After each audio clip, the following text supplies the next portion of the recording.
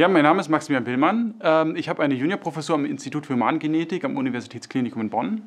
Und meine Professur dreht sich um Pharmakogenomik. Das bedeutet, wir entwickeln Algorithmen, mit denen wir mit Hilfe von den DNA-Sequenzen von Patienten verstehen wollen, wie die auf Medikamente reagieren.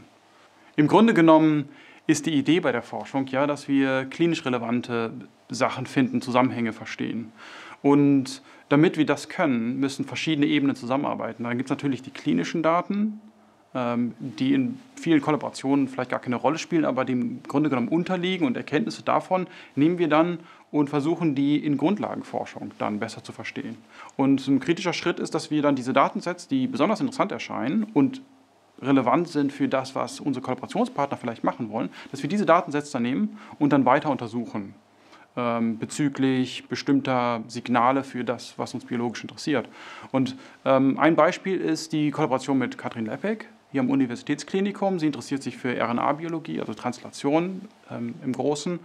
Und da gibt es bestimmte Datensätze, die gar nicht generiert wurden, um das zu untersuchen, aber die sind so großflächig angelegt, dass sie im Grunde genommen fast alle Gene im menschlichen Genom untersuchen.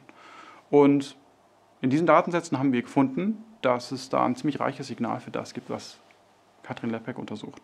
Und basierend darauf haben wir uns dann gedacht, wir wollen mal was zusammen starten und haben uns dann auch für den Wissenschaftspreis TRA beworben und haben das Startup jetzt bekommen und ja, sind guter Dinge und schauen mal, was sich daraus ergibt. Mein persönliches Team Uni Bonn bedeutet, dass ich mit Wissenschaftlern in ganz verschiedenen Disziplinen zusammenarbeiten kann.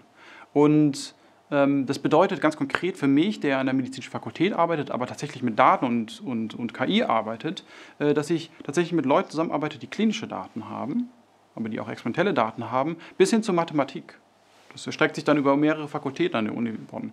Und all diese Leute tragen dazu bei, dass sich ein gewisses Umfeld entwickelt, in dem wir unsere Forschung bestmöglich entwickeln können. Eine oder vielleicht sogar die wichtigste Eigenschaft, die Wissenschaftler mitbringen können, damit sie das Team verstärken und Sachen finden, ist eine intrinsische Neugierde. Das Bedürfnis, Sachen verstehen zu können und dann im Grunde genommen Sachen auszuprobieren, die noch niemand anders ausprobiert hat, um dem Ziel näher zu kommen.